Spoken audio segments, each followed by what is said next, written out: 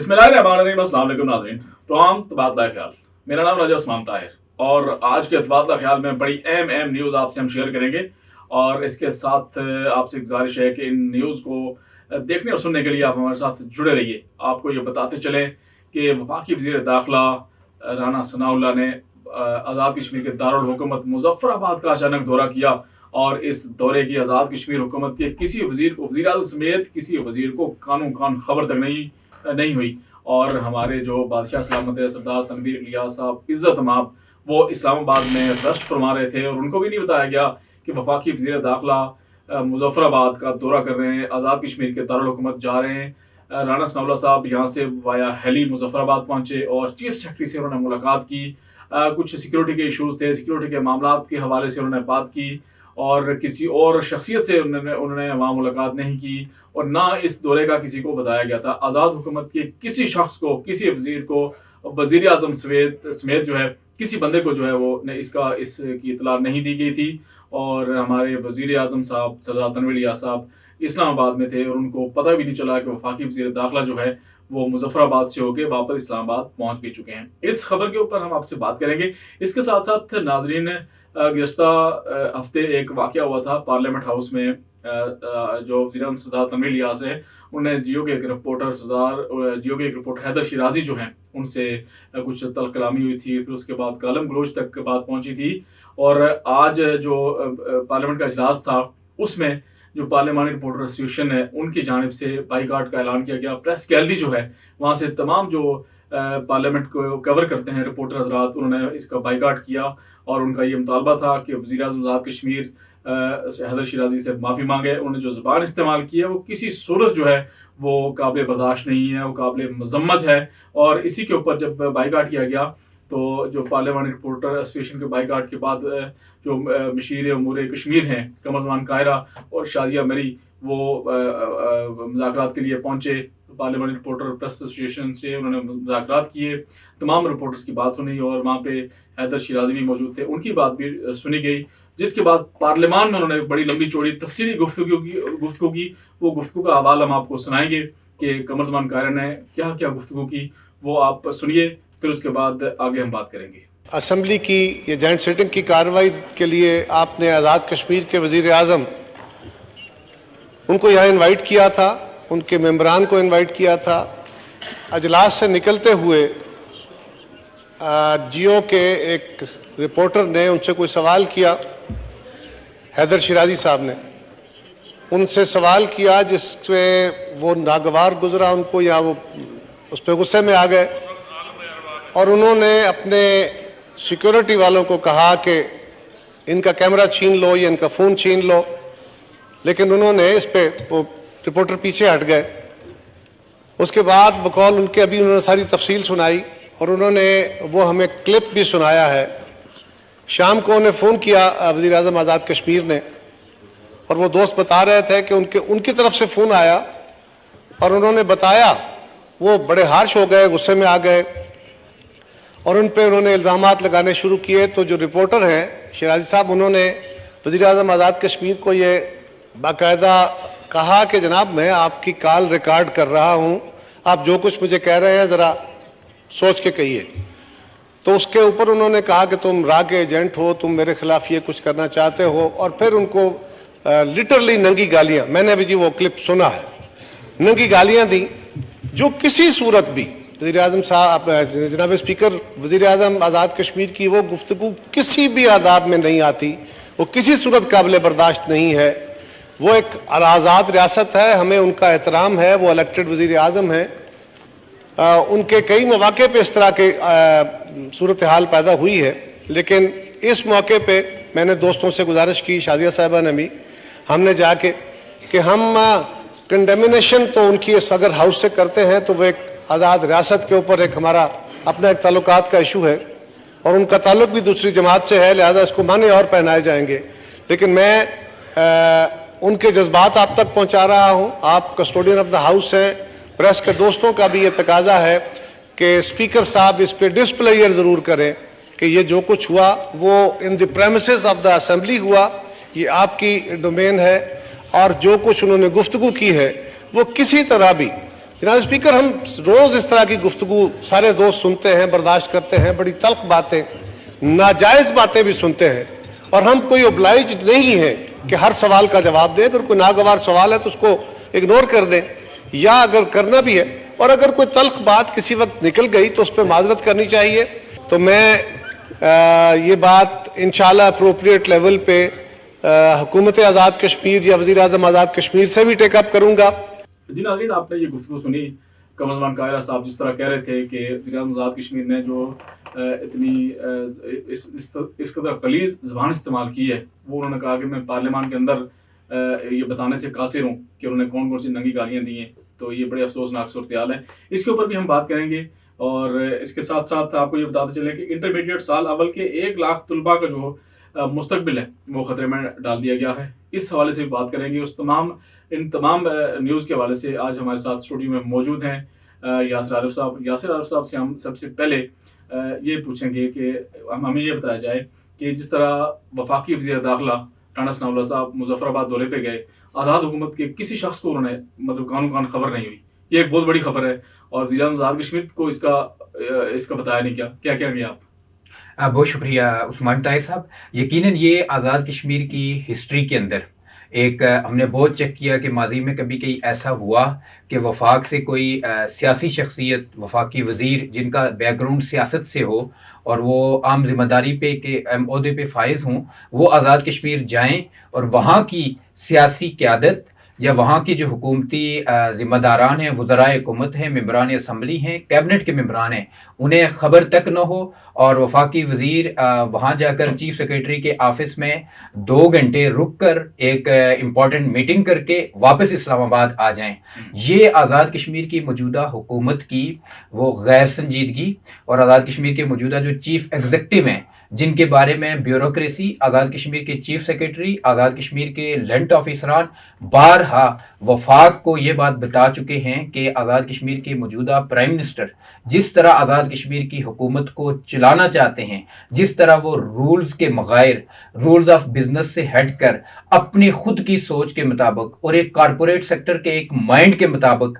वो इस सिस्टम को हमारे ज़ाब्ते से हट कर चलाना चाहते हैं, इस तरह हम ये निज़ाम नहीं चला सकते। ये एक रिफ्ट ब्यूरोक्रेसी की और मौजूदा चीफ एग्जीक्यूटिव की पहले दिन से आज़ाद कश्मीर के अंदर जारी थी। और इस बार जब शहबाज शरीफ साहब 5 फरवरी को मुजफ्फराबाद गए थे तो हमारी इतलात के मुताबिक अपोजिशन, उनकी अपनी पार्टी और अपोजिशन के जो मेंबरान उनसे मिले थे, उन्होंने आज़ाद कश्मीर में मौजूदा चीफ एग्जीक्यूटिव के रवैये, इनकी तर्ज हुकूमत से उन्हें बखूबी आगाह किया था और उन्हें यह बताया था कि रियासत के अंदर इदारों की कोई रिट मौजूद नहीं है, रियासत के अंदर इदारों के सरबराह का कोई वकार नहीं है, तजलील की जाती है, तज़हीक की जाती है, रूल्स के बगैर काम करवाने के लिए दबाव डाले जाते हैं और यहाँ पर एक फ्रस्ट्रेशन का मुकम्मल तौर पे माहौल है। जिसके बाद वफाक की तरफ से अभी शहबाज शरीफ साहब के वापस आने के बाद वज़ीर दाखिला मुजफ्फराबाद गए तो वो सीधे चीफ सेक्रेटरी यानी ब्यूरोक्रेसी के साथ वफाकी हुकूमत डील कर रही है। आज़ाद कश्मीर की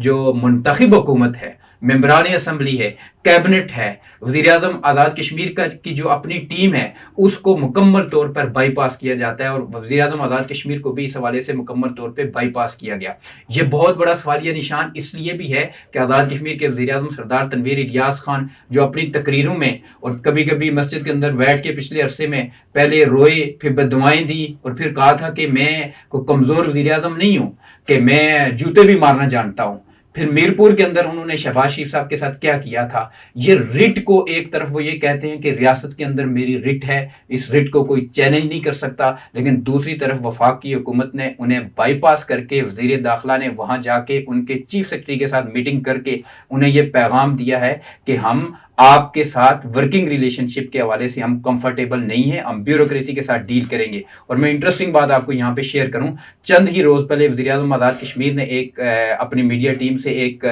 इस आज़ाद कश्मीर के वज़ारत दाखिला के हवाले से एक पोस्ट शेयर करवाई थी जो अभी रिकॉर्ड के ऊपर मौजूद है। उसके अंदर जी बिल्कुल, उस वक्त उन्होंने कहा था कि हम आज़ाद कश्मीर के अंदर मुस्तकबिल में करीब में अपना वज़ीर दाखिला लगाएंगे, फुल फ्लैज दाखिला का जो है ना सेक्रेटरी मौजूद होगा हमारा, और जो हमारी लॉ इन्फोर्समेंट एजेंसीज हैं उन सब को हम वजारत दाखिला के मतहत करेंगे। और कुछ उन्होंने ये भी कहा था कि नई भी कुछ फोर्सेस हमने टूरिज्म पुलिस और दीगर कुछ स्पेशल टेररिस्ट एंटी टेररिस्ट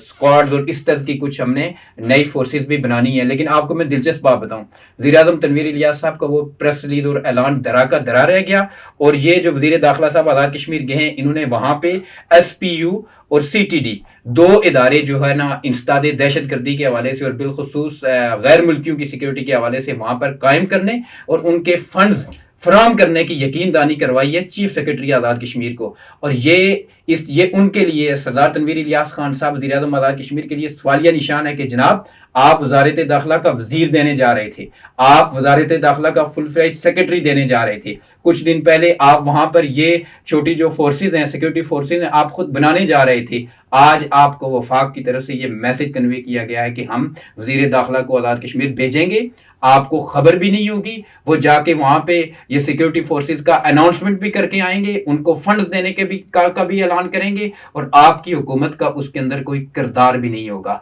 ये है जिसके ऊपर हम डिस्कशन करते हैं बारहा कि आज़ाद कश्मीर के अंदर मौजूदा हुकूमत, मौजूदा चीफ एग्जीक्यूटिव की रिट खत्म हो चुकी है। रवायती हमारा निज़ाम, आज़ाद कश्मीर का हुकूमती निज़ाम, हुकूमती मशीनरी, आज़ाद कश्मीर की ब्यूरोक्रेसी चीफ एग्जीक्यूटिव के रवैये से शदीद नालाओं और तंग है, और वो बमुश्किल इस चीफ एग्जीक्यूटिव के साथ चल रहे हैं। बिल्कुल, आपकी बात 100% दुरुस्त है। अच्छा, इसके साथ साथ मैं आपको ये बताता चलूँ कि आज जो दूसरी खबर हमने नाज़रीन आपको बताई थी कि जिस तरह वज़ीर-ए-आज़म आज़ाद कश्मीर ने जियो के एक रिपोर्टर को गलीज़ गालियाँ दी, उनके साथ उनके सवाल का जवाब नहीं दिया, और दूसरे रोज़ उनको ऐसी गालियां दी कि वो बताना बड़ा मुश्किल है। तो आज पार्लियामानी रिपोर्टर एसोसिएशन की जानिब से पार्लियामेंट को जो कवर करते हैं सहाफ़ी हज़रात, उनकी जानिब से बाइकाट किया गया पार्लियामेंट के सेशन का, जिसके बाद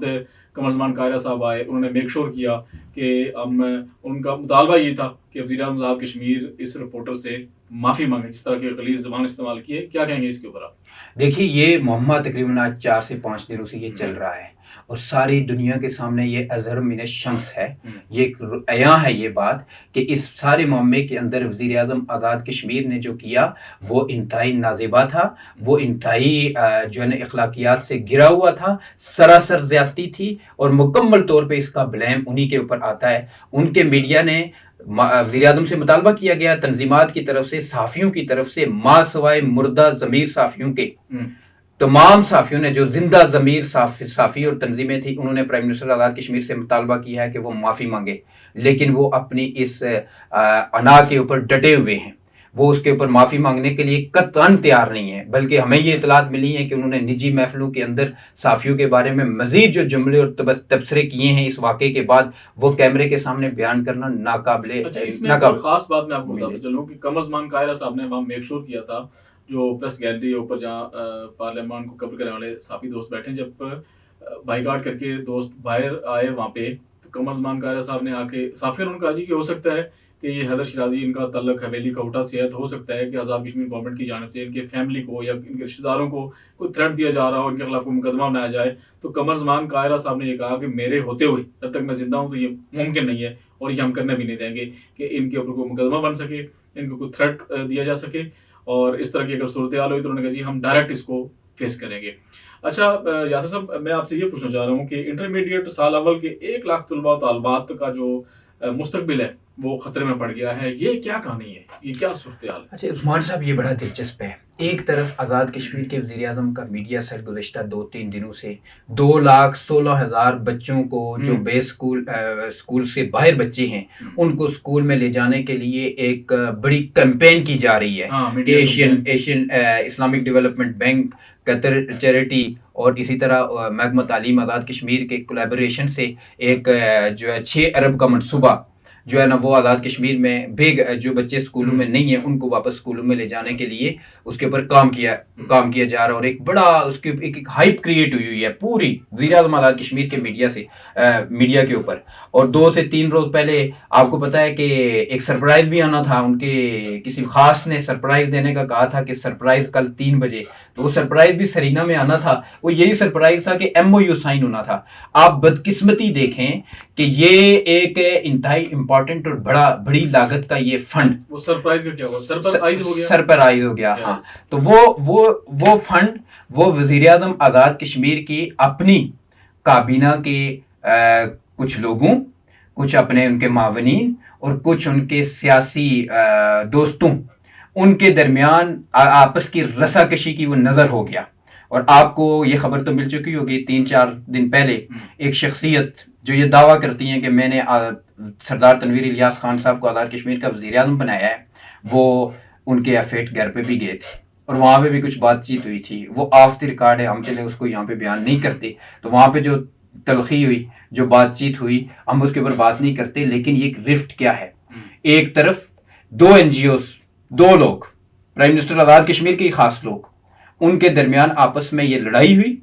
एक चाह रहा था कि ये फंड जो है ना, ये क्योंकि एक NGO के थ्रू इसकी इम्प्लीमेंटेशन होना थी। एक चाह रहा था कि ये मुझे दिया जाए, मैंने इसको इम्प्लीमेंट करना है। दूसरा चाह रहा था कि मैंने करना है। बिलाखिर एक को फतह मिली, वो रात को बड़े खुश थे, लेकिन अगले दिन सुबह पता चला कि कोर्ट ने उसके खिलाफ हुक्म इम्तनाई जारी कर दिया है। मेरे पास जो इतलात हैं हुक्म इम्तनाई की, जहां और वजूहात हैं, उसमें एक उस NGO का सिक्योरिटी के पॉइंट ऑफ व्यू से भी कोई इशू था, मुबैना तौर पर कोई इशू था जो कम लोगों के नॉलेज में है। तो बिलाखिर उस पर हुक्म इम्तनाई आ गया और वो रोल बैक हो गया। लेकिन वज़ीर आज़म आज़ाद कश्मीर की मीडिया टीम उसको एक्सप्लॉइट कर जा रही है। दूसरी तरफ जो नहीं आपको अभी मिलना है उसकी एक्सप्लॉइटेशन देखें, और जो है आपके पास उसकी सूरत हाल क्या है, उस पर हम आते हैं। जनाबे वाला, ये इंटरमीडिएट के साल अव्वल के अभी एग्जाम होने के लिए 2 माह बाकी हैं। हुआ यूं कि गुज़िश्ता जो तालीमी साल था, उसमें जो उस वक्त के चेयरमैन थे तालीमी बोर्ड के, उन्होंने जब 18वीं तरमीम के बाद ये डिसीजन हुआ कि बोर्ड अपने अपने होंगे, अब तमाम सूबाजात के अपने अपने बोर्ड्स होंगे और नसाब के इदारे भी उनके अपने होंगे। तो आज़ाद कश्मीर में जो हमारी है ये टीचर्स फाउंडेशन, इसने एक नसाब तैयार किया और पहले से पंजाब टेक्स्ट बुक बोर्ड का नसाब आज़ाद कश्मीर में राइज था। तो यहाँ पे जब गुज़िश्ता माली तालीमी साल के अंदर जब ये डिसीजन होने के बाद ये बात आई कि नहीं, हमने नए निसाब के मुताबिक एग्जाम्स लेने और तालीम देनी है, तो उस पे उस वक्त के चेयरमैन ने गवर्नमेंट से एक नोटिफिकेशन करवा के रियायत ली कि नहीं, हमें 1 साल का मौका दिया जाए, अगले साल हम नए निसाब के मुताबिक जो है ना बच्चों से एग्जाम्स लेंगे। गुज़िश्ता जो मार्च अप्रैल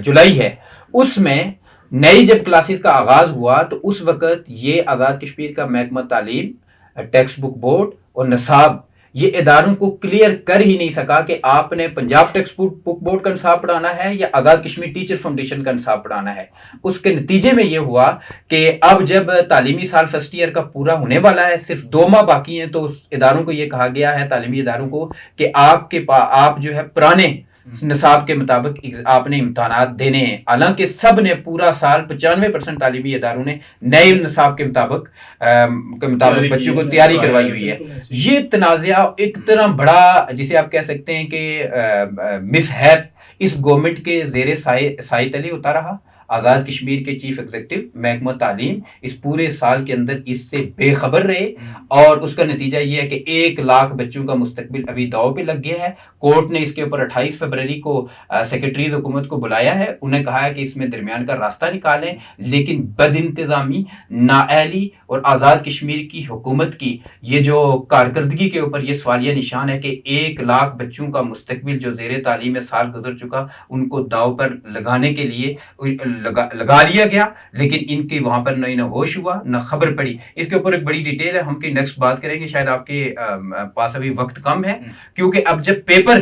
बात ये आ रही है कि अभी पेपर अगर टीचर फाउंडेशन आज़ाद कश्मीर के नए निसाब के मुताबिक बनाता है तो इसमें खदशा ये है कि ये पेपर आउट हो जाए, क्योंकि आज़ाद कश्मीर में पहले PSC के पेपर्स भी लीक आउट हो चुके हैं। पंजाब टेक्स्ट बुक बोर्ड का ये था कि अब पंजाब के जो 8 बोर्ड्स हैं वो और आज़ाद कश्मीर का 9वां बोर्ड, इनका पेपर एक ही जगह से बन के आता था, उसमें सिक्रेसी बाल रहती थी। और अब ये उजलत में जो किया जाएगा, इसके और भी आफ्टर शॉक और डिजास्टर आने के खदशात हैं। खास इसकी हम फिर बात करेंगे। बिल्कुल आपने दुरुस्त कहा, और वाकई ये 1 लाख तलबा के लिए बड़ा एक इम्तिहान है, उनका मुस्तकबिल जो है वो ज़ाया भी हो सकता है। और अगर पुराने निसाब के ऊपर पेपर तैयार किया गया तो फिर तो और मुश्किल हो जाएगी, क्योंकि बच्चों ने तो वो पढ़ा ही नहीं है, नए निसाब के मुताबिक उन्होंने तैयारी की हुई है। ये वाकई एक ऐसी सूरत हाल है कि हुकूमत को कानो कान इसकी खबर नहीं, और इतना बड़ा वाकई ये डिज़ास्टर आपने सही फरमाया। नाज़रीन, अगले प्रोग्राम में हम मज़ीद चंद अहम मौज़ूआत के साथ आपसे तबादला ख्याल करेंगे। तब तक अपने दोस्तों रिश्तेदारों का ख्याल रखिएगा। बहुत बहुत शुक्रिया।